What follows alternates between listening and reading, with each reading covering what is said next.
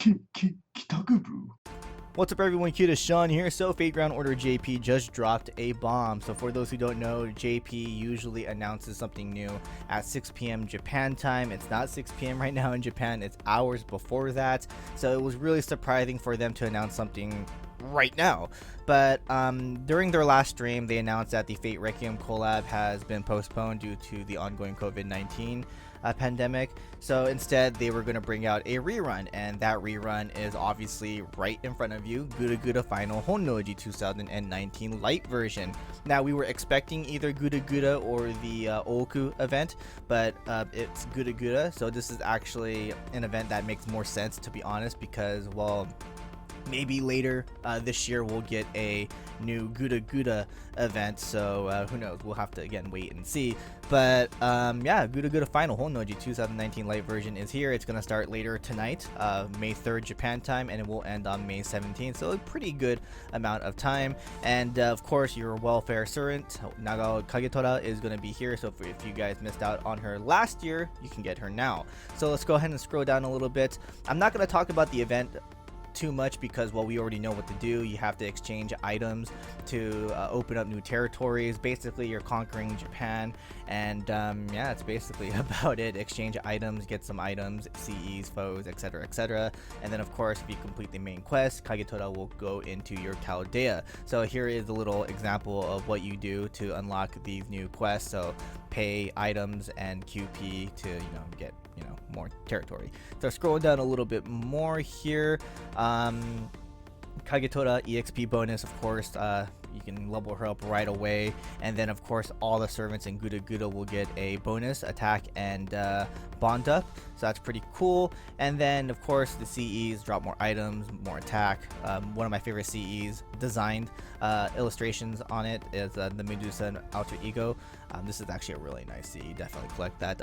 If you already have all these CEs, then you're prepared, but if you don't, then of course get them because they're going to be very useful. Scrolling down a little bit more, where the EXP CEs are coming back, and then the command code CEs will also come back, but we cannot get them if you already have them. They will turn into rare prisms and mana prisms, which I actually really want right now because I want to get that Nemo CE to max limit break right now.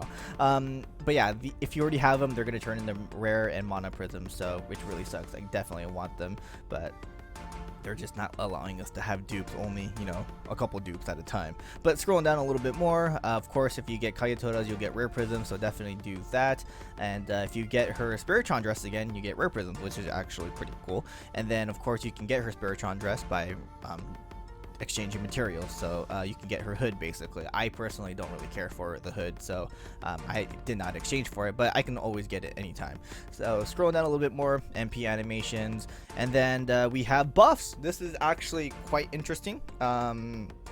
Now, Mao Nobunaga, everyone knows that she needed a buff for the longest time. She does more damage, which is actually really, really nice, but it doesn't put her high on top of the tier list, unfortunately. But her second skill will get an upgrade. This will, what is it? It will inflict more damage to sky attributed enemies for 3 turns if there is burning on the field. Of course, she can produce that burning field, so yeah, she does more damage to sky traded enemies, which is actually pretty nice. So basically an anti-ability against an enemy. Okita Soji gets a buff as well. She gets an attack buff for 3 turns for 3 times. Now, I don't hate the buff. I think it's a great buff, but personally, I think she needed a MP damage buff instead. So, I mean, this is a start, I guess. Maybe the next buff she gets, she'll get an MP attack buff. Who knows? But this is a start. At least she does more damage now, right? And then Summer Nobu, was not expecting Summer Nobu to get a buff, but her MP gets a pretty big buff. Increases damage against divine enemies and gives a burning effect to the battlefield for 3 turns. So she can produce her own battle, her own burning battlefield, which is interesting because, well, that was Mao Nobu's role. Like, she was supposed to be producing that burn field for Swimsuit Nobu, but now she can produce it herself. Does this stack? I don't know, honestly. So it's really interesting. Again, this is just something that came out right now. I need to look into it more. So I don't know, does that stack? I actually don't really know. If you guys know, comment down below and tell me, please.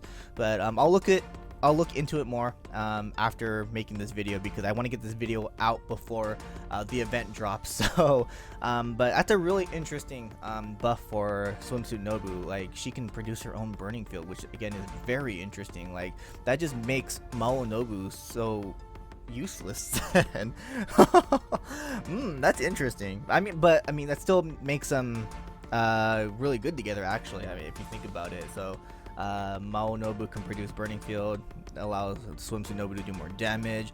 Once that goes out, Swimsuit Nobu can apply burning field, and Mao Nobu can do more damage with that towards sky enemies. So that's interesting. I need to really look into that more, but yeah, at least they got buffs, right? But Okita Soji Alter, I kind of wish she got an MP damage buff, but again, that's a start. She still does more damage now. But going into the summons now, so Okita Soji, oh yeah, that's right, Okita Soji, I forgot to talk about her. So let's go back here to the buffs, actually. So a lot of you guys were actually hoping for Okita Soji Saber to get a buff, but I personally think she does not need one. I mean, it'd be nice and everything, but she does not need one. Scotty exists. Scotty is the reason why she's so strong.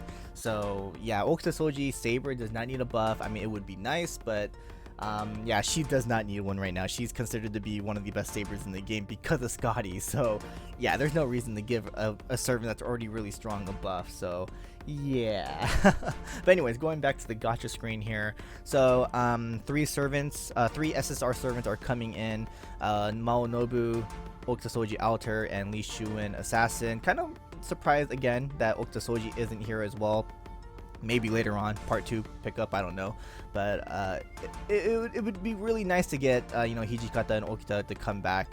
So but anyways, the 3 SSR servants will get a daily rate up. Mao Nobu will be first, Okita Soji Alter will be second, and then it's going to be Lee Shuin Assassin. And then once again, they're going to go through that roulette, and then there's going to be a day where 2 servants will be rated up at the same time.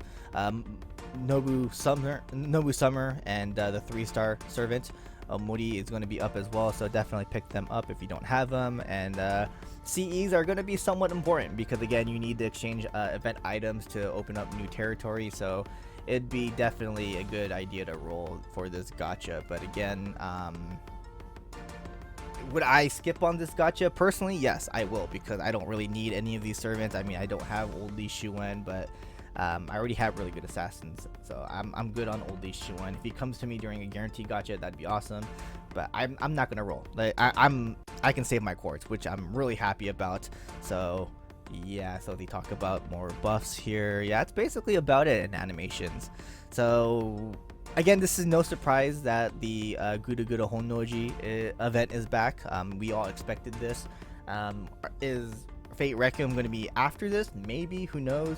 So we just have to wait and see. But yeah, that's basically about it. Again, all you gotta do is farm the event. I mean, you don't have to farm too hard unless you really want Kagetora. But I'll be streaming later tonight, so definitely check that out. And we'll talk about the buffs. Like, we'll definitely figure out if these are really good buffs for them or not. I personally think they're pretty good. I mean, again, I don't think they're gonna shoot up on the tier list, obviously, but it's a good start in my opinion. Again, I really wish Okita Soji Alter had an MP damage buff instead of just attack buff. But anyway, that's basically about it. Thanks for watching, guys. Hope you guys enjoyed, and I will see you guys later tonight when it comes to the stream. So, laters.